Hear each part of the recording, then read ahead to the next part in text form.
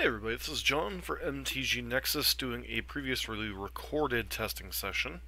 This was done, I believe, a day or two before the announced bannings and unbannings.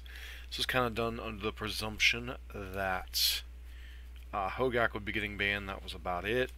So this is a slightly updated version of John Whetstone's classic winning list. For purposes of this matchup, it was kind of geared towards an open meta with Dredge and other mid-range decks kind of being the thing. This was before we knew about Stoneforge Mystic, so the build isn't completely reflective of what the new meta looks like, but this is the deck we used to test against Jund midrange. A deck that was requested before the unbannings for the Versus series for Burn. Nothing too special here. We have a couple Path Exiles and some Skullcracks we can bring in the matchup. Beyond that, not a whole lot in the sideboard we would want, and I'll cover each individual sideboarding as we get to the matches.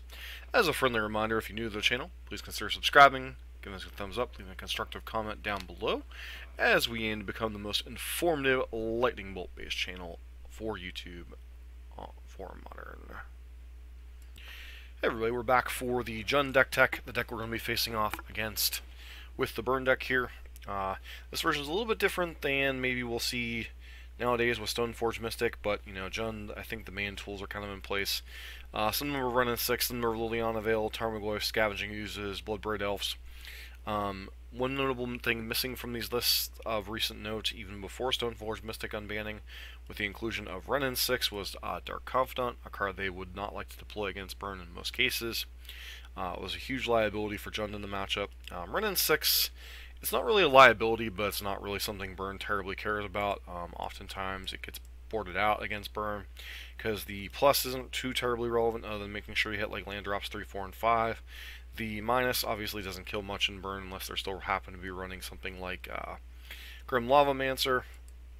So overall, Renin 6 is an upgrade from Dark Confidant in the matchup for against Burn, but it doesn't really help in the matchup either. Beyond that, you know, got the 6 discard spells is kind of the norm. Got split on Fatal Push and Bolt to deal with Burn's early creatures. So this is kind of the Jund thing. Discard spells into threats into removal, kind of ride the wave, win the game. 24 lands, got some Baron Moors and some Nurse and Repeat lands to pair with Renin 6. It's kind of the deck's card advantage engine. Beyond that, you'll see things like Kolaghan's Command in the slot, Maelstrom Pulse. You have other 3-drop threats you can see, things like Seasoned Pyromancer and Tireless Tracker.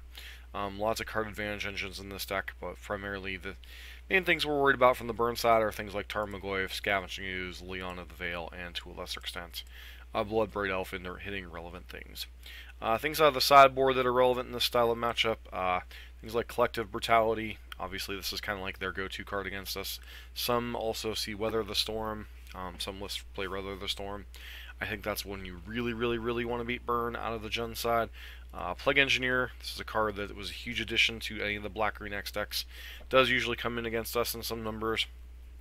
Allows them to trade off with our creatures, actually kind of outclash our creatures, because it usually names like Goblin or Human makes our 1-drop creatures that much worse. Cletus, this is a card that went in their sideboard. Obviously, if they get this down and it survives for a turn or two, the game's pretty much over at that point. Used to be cards like in this slot would be something like Huntmaster of the Fells, this, or Olivia Valderin, but it's really gotten to the point with Bloodbraid Elf unbanning that the only one that sees play much in sideboards is Cletus, and this was also kind of a holdover from both the Hogaak era, and it's also pretty good against Burn and such. And then Vraska Golgari Queen, while it is a little bit slow, it can come down, kill something, it can also plus to start gaining life. So these are kind of the relevant cards. These are probably like Collective Brutality, Plague Engineer, Cletus, and Vraska cards they can bring in. Cards they likely go down against us are things like Renin 6, Seasoned Pyromancer, possibly something like Maelstrom Pulse, just because it's slow and clunky. So lots of different cards they can bring in and bring out against us, but that's just the nature of Jund. They're a very flexible deck, very powerful, very swift. They've gotten a number of huge upgrades from Modern Horizons, so let's see how this match plays out. We're here for game number 1, match number 1 between Burn and Jund. Right away we see a We're on the draw. This hand is very sketch against Jund. Obviously, you don't want to be mulliganing too much against Jund anyway. There is some decent plays in this hand. Don't recall if I end up mulliganing this hand or not, but definitely the one-lander could be a reason to mulligan. We do end up keeping, which once again is dangerous. They fetch Swamp and Thoughtseize us, take away Eidolon, because that seems to be the card they care the most about. We grab our Sacred Founder here. Something to keep in mind is they do have Assassin's Trophies in their deck, so they can potentially attack our lands. So it is important to get your colored sources as much as possible. They show a Raging Ravine here. They fetch Shock, which is a little bit dangerous for them. Play a Tarmogoyf. Go ahead and do this thing. They block. That's dangerous, and I miscalculated here the damage because Eidolon kind of screws up the Tarmogoyf math. So the Searing Blaze didn't kill them, but I still think doing them 3 damage here isn't terrible, but we definitely could have made more efficient use of our mana by playing Riftbolt and Lava Spike, or Riftbolt and hold up Lightning Bolt. It's possible we never would have deployed Searing Blaze, but I still think we're in decent shape here because they are kind of behind in the race here. They're going to close the gap pretty quickly, though.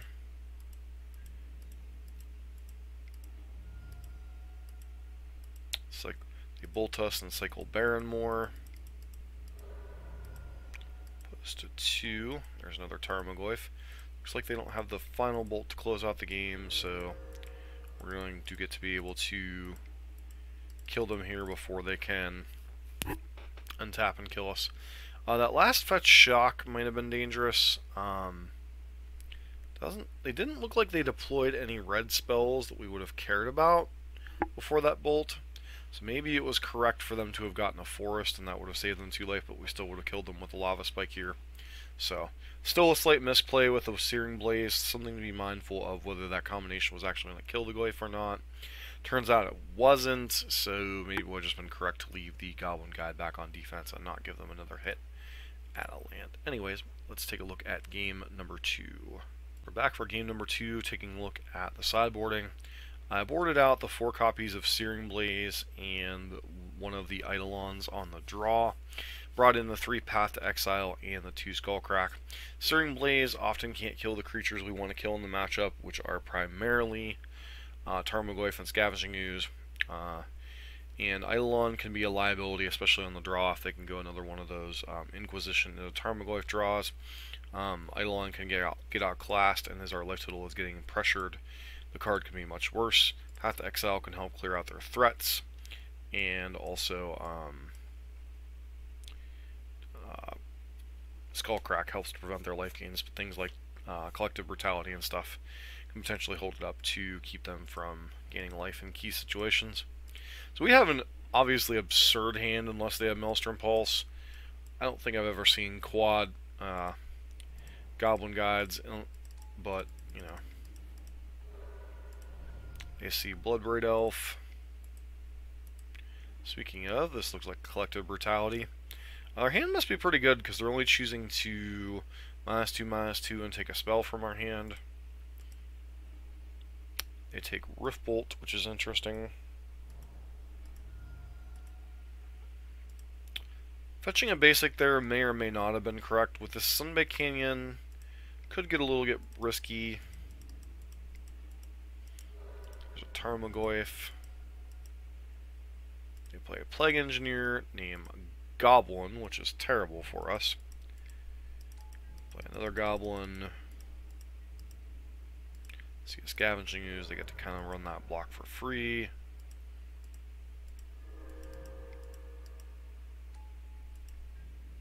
Interesting that they don't deploy Ooze there. Guess they figure they just want to outsize us. Crack that. Got a little bit lucky that we were able to sequence these spells like this. Our opponent to 1. We're not really in danger of dying here ourselves. Play Bloodbraid Elf and the Inquisition here. We serve with the Goyf. We go ahead and chump block since our goblins aren't going to be doing anything anyway. Play a Swift Spear here once again as a chump blocker. There is Scavenging Ooze. And then we just top deck the lethal spell. And they can't gain any more. I mean, they can gain life, but it's at the cost of one more life anyway. So once again, Jund's painful mana base coming back to hurt them a little bit in finishing off this game. Obviously, really good start. Saw the effect of Plague Engineer on our quad Goblin Guide hand there. But anyways, we'll get back here in a minute with match number 2 in this testing session. Back here for match number 2, game number 1. We're on the draw, which is kind of unfortunate. Another one of those hands, man. One lander is just dangerous against Jund. I think we end up keeping this hand, but it's definitely risky. Opponent dealing themselves some damage. Wow. Thoughtseize. That's a lot of damage to them.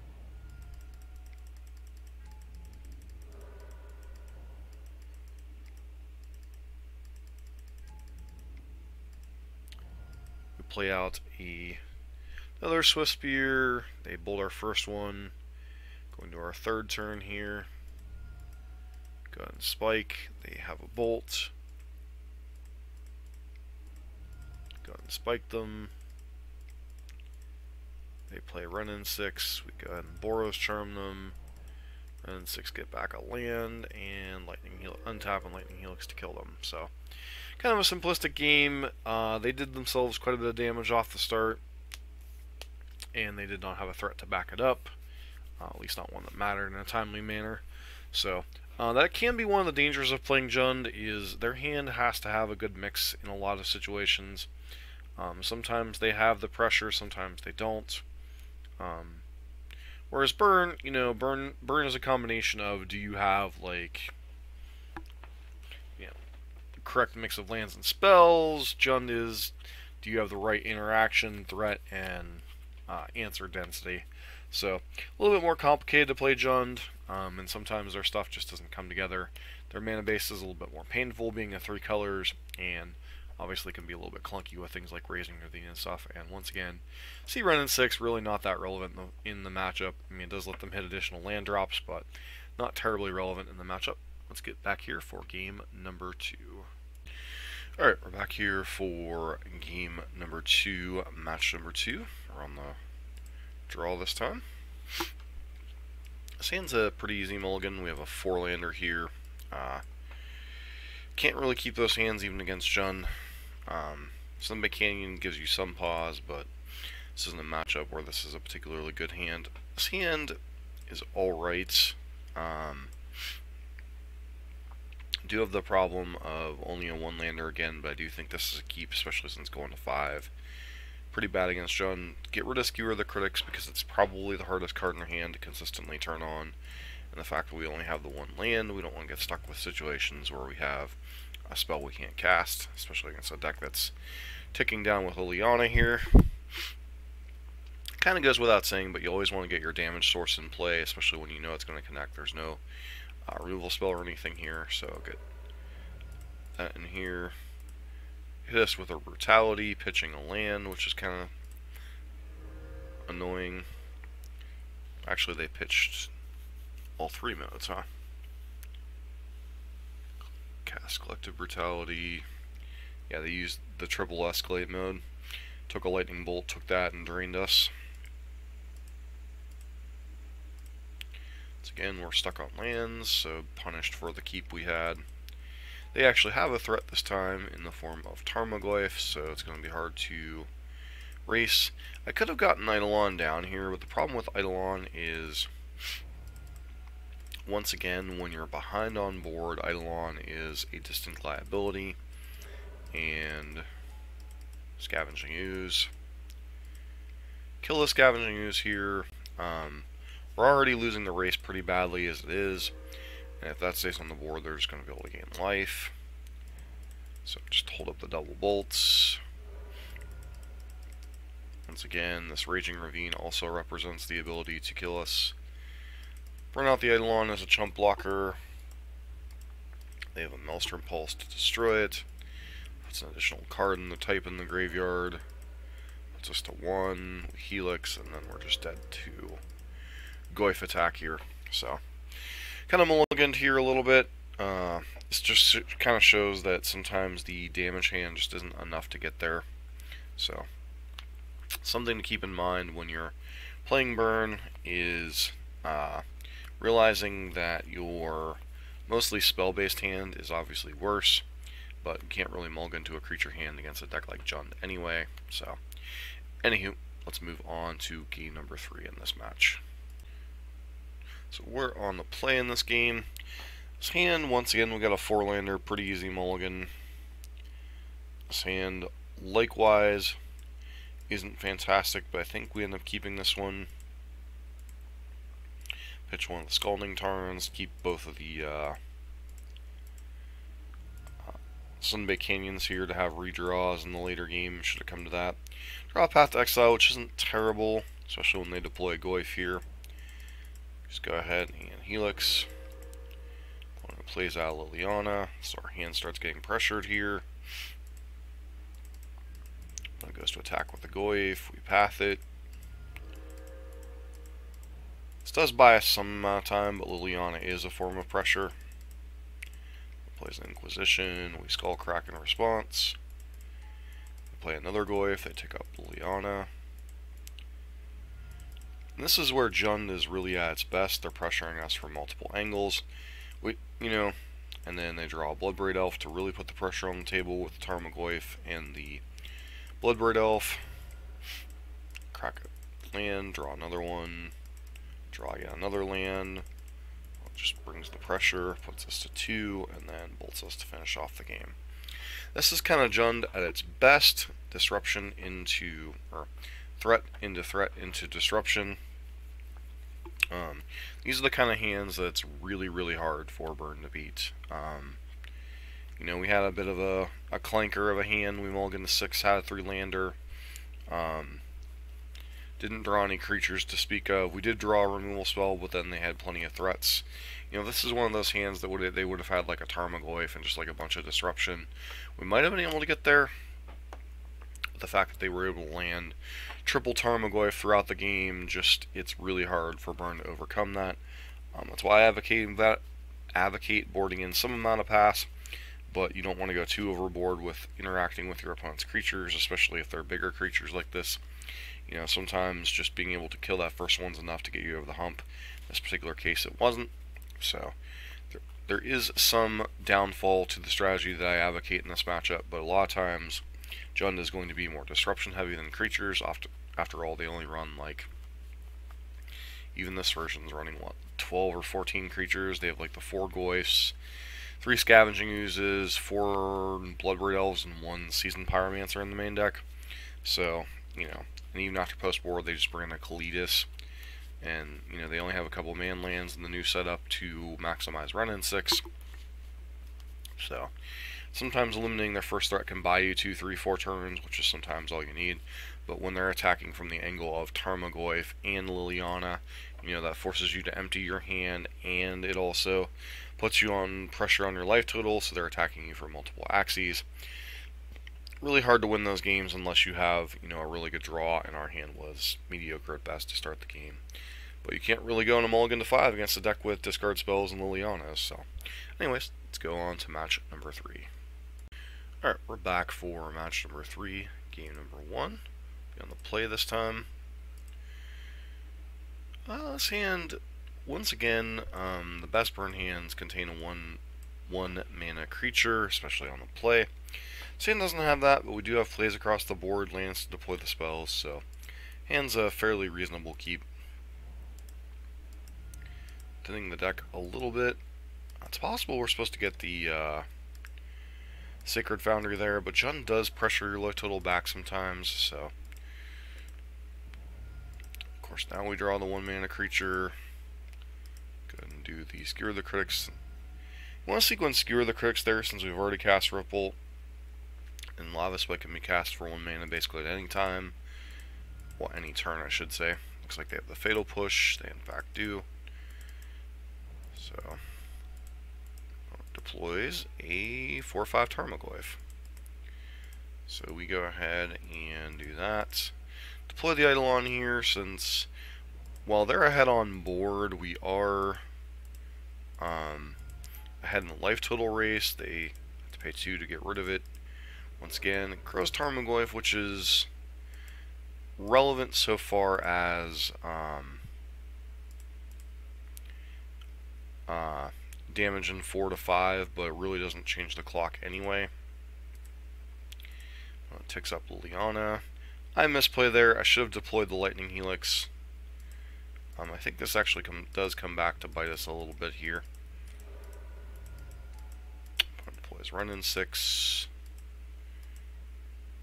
Yep, in fact it actually cost us the game here. So I can't remember correctly if my testing partner conceded this game, realizing that I should have just actually played the Lightning Helix or not. I believe they actually conceded the game. Guess we'll find out when we go to game number 2. But should have deployed the Lightning Helix. This would have been a win for us. So always make sure to, when you're playing Magic Online, you respond to spells as opposed to, activating Liliana here that you respond. Don't click through your turn like I accidentally did there. So, anywho, let's move on to game number 2 and see if our opponent did in fact concede this particular game. It does look like in fact our opponent did concede the game to us, realizing that we would have won. But once again, was a mistake, and there was no sideboarding done here, so kind of another mistake here. Or no, I actually sideboarded here, but didn't sideboard out the cards. It was the problem in this game. So a little bit of mistaking going on with this testing, hence the Searing Blaze, but doesn't end up being relevant because we end up having to pitch that hand anyway. This hand's okay, but once again we're on the 1-lander on the draw. Opponent inquisitions us, takes the Monastery Swiftspear, rightly so. We draw the second land. Suspend the Riftbolt, pass. Opponent once again. Their best draws, Tarmogoyf on turn 2, especially against us. We have a Swizzle Spear. We don't attack into the Tarmogoyf. They have a Collective Brutality here. Pitching Bloodbraid Elf, it looks like. Taking a spell, killing our creature. Growing their Goyf. Riftbolt comes off suspend. Play Eidolon here. Play Liliana, force us to sack. Continue pressuring our life total. Put them to 9. They show us a Inquisition, which is kind of useless at this point in the game. Discards the Inquisition. Attacks us with the Goyf, puts us to 2.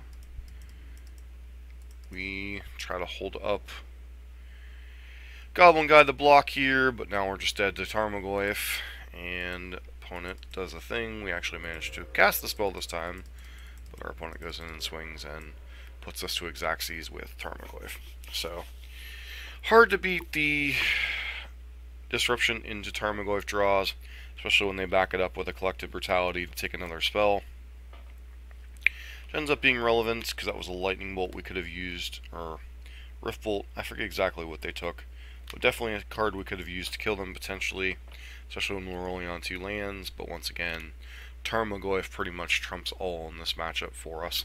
So, hence why I'm advocating bring in some number of Path to Exile. Once again, didn't notice that I didn't board out the cards, so I think we end up with some awkward hands in this game. And this hand's perfectly functional. Double Monastery Swiftspear, Eidolon the Great Revel. 3 lands, pretty reasonable hand, especially on the play. See how our opponent's hand lines up against us this time.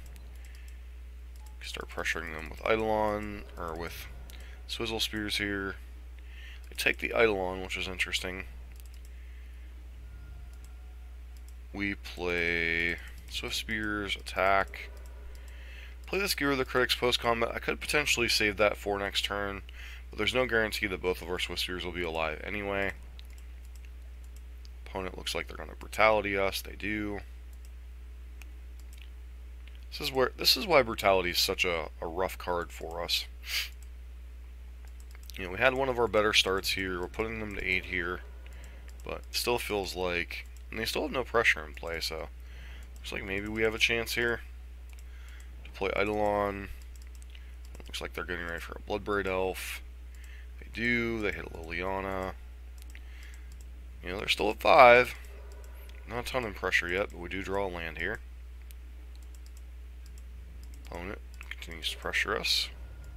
We continue to draw lands. They draw threats.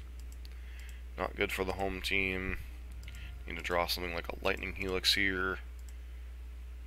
That fetch wasn't relevant because we were dead anyway. Play that, crack it, draw a Goblin Guide, play the Goblin Guide.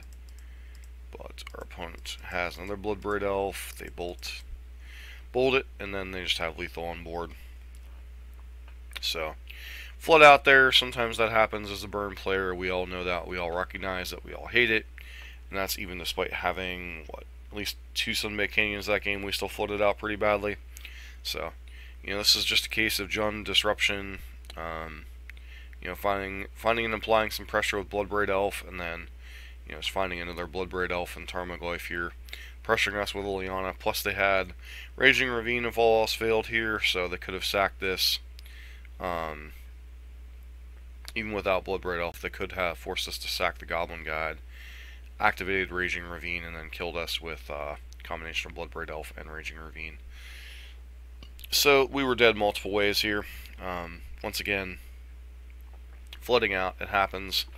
You know, we had an excellent hand. They tore it apart with a combination of... Didn't they tear it apart? This is the hand we had the multiple Swift Spears, right? They tore it apart with an Inquisition and then Collective Brutality. Just showing you that Jund's disruption can be extremely insane against us. So, anywho, on to our 4th and final match. Back here for match number 4, game number 1.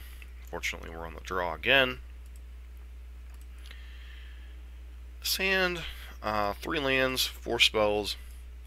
Once again, pretty reasonable, but no creatures to apply early pressure, although with Jund being on the play, that may not really matter anyway, as they most likely have a 1-mana removal spell or something to kind of negate a creature early on. So, opponent shocks in here, plays a run-in 6. You know, they're kind of starting their value game, but they did deal themselves some damage to do it.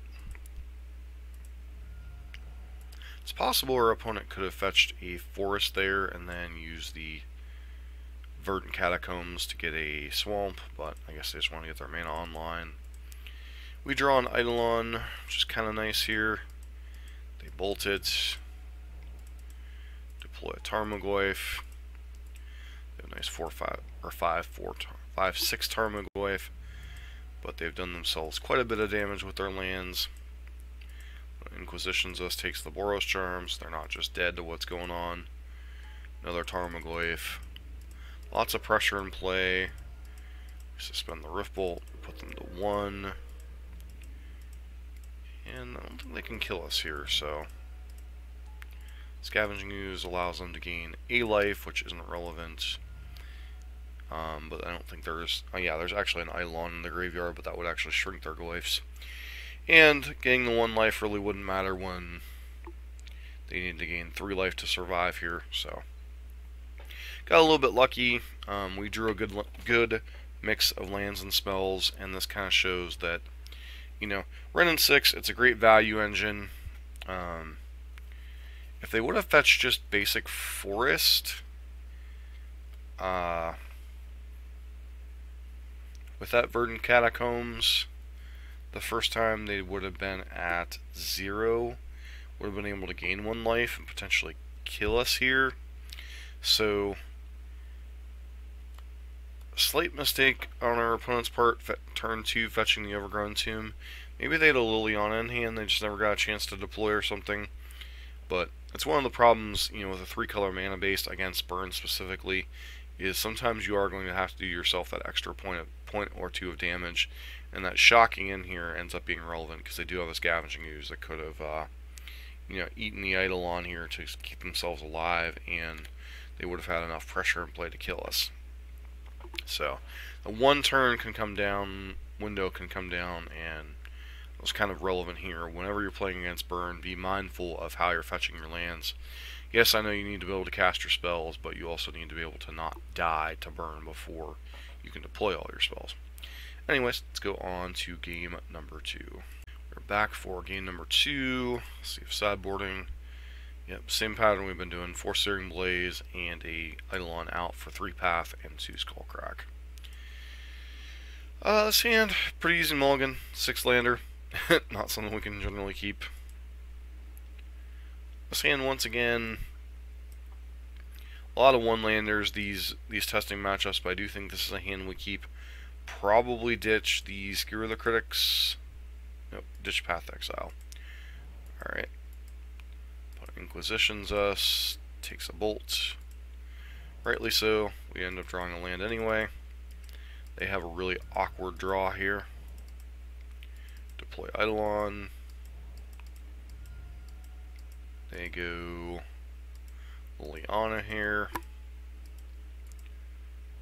So they have a form of pressure in Liliana itself, but it's like not terribly relevant. We put them to 8 here. They finally have a Tarmogoyf, get rid of our last card, which was a land. Opponent deploys Plague Engineer, aiming human, I guess. Response, we actually throw our burn spell at the face. We draw a land, but fortunately we do have these. I'm not going to crack these until our opponent's end step, because there's a chance as a 3-mana spell like Skewer the Critics we couldn't deploy. So you don't want to get cards stuck in your hand to a Liliana. Go ahead and crack that. Draw a Swift Spear. I think we play out the Swift Spear here just as a chump blocker. Once again, they have the way to deal with it. Kind of find it funny that they leave this back. I guess the pressure doesn't change. Like this, one of the things when you're playing burn is to check to see if your attack changes the clock. And this 2 damage getting in doesn't change the clock because they can just swing in the next turn. And Rift Bolt to the face. Crack that, and then draw Skewer the Critics and kill them. So, even though we didn't have a creature, their clock was a little bit slow. They didn't get a actual threat into play on turn number 4. The final takeaway in the Burn versus Jund matchup is basically when both decks are functioning correctly, the matchup is really, really close. But it does require, I think, more things to go right from the Jund side to win than it does from the Burn side. Jund, you need to have that pressure on like turn 2 or turn 3. You can't be really waiting until turn 4, turn 5 to deploy a Tarmogoyf or a Scavenging Ooze or Bloodbraid Elf.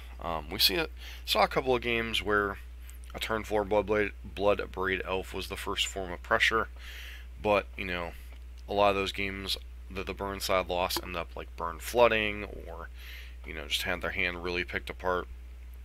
So keys from the Burn side: keep a consistent hand. Even the one-lander is generally, you're gonna have time to deploy your spells. You want to apply pressure early, burn them out. This isn't a Death Shadow where you have to worry about managing their life to a certain degree. From the Jund side, you need a combination of pressure and disruption. You need the early Tarmogoyf, you need the early Scavenging Ooze, and you need to apply pressure to burn. If you don't apply pressure, it doesn't matter if you gain 2-for-1s with Collective Brutalities and such. Eventually, Burn's going to top deck enough burn spells to kill you. Not really anything new with Burn. Burn is a critical mass deck, but you give it too long, it will eventually draw that critical mass to kill you. Jund, obviously, wonderful disruption. The 3-color mana base can come back to bite them a little bit, especially in this matchup. But they have a lot of tools. They have Tarmogoyfs, they have Collective Brutalities, they have Inquisitions, they have Lilianas, they have Plague Engineers, they have Bloodbraid Elves into stuff. Jun's got a lot of tools in the matchup. Matchup's really, really close, as you saw from this 4-set match. This was, 4 matches. Each deck won 2, and I don't really think that's a unfair sample size of what the matchup's like. I think the matchup's really close. I think previously Burn had a slight edge against Jun in particular, but I think the tech of going back to collective brutalities in the sideboard, combined with not having Dark Confidant in the main deck anymore, I think it made the match even a little bit more even. And I really think it comes down to how much tech the Jund deck wants to have to beat Burn. Burn really doesn't have any great tools against Jund. I mean, you've got potential things like Path to Exile, Deflecting Palm, etc. But there's no like knockout tools for Burn. There's no like Searing Blood being good and out of the sideboard. There's no like slam dunk tool for Burn in this matchup. So I think the matchup's really even. I think the key from the Burn side, keep a reasonable hand. Don't keep a 4-lander on the play or something. I think the keys from the Jund side, you need disruption and pressure. I mean, and try to be as conservative with your life total as possible with your lands, while also being able to deploy all your spells. Make sure you can deploy your Tarmogoyf on 2, your Liliana on 3. Beyond that, really not a whole lot to say about the matchup. The matchup's pretty even. And as always, I want to thank you guys for tuning in. If you like what you're seeing on the channel, please consider subscribing, giving us a thumbs up, leaving a constructive comment down below. And I will catch you guys next time.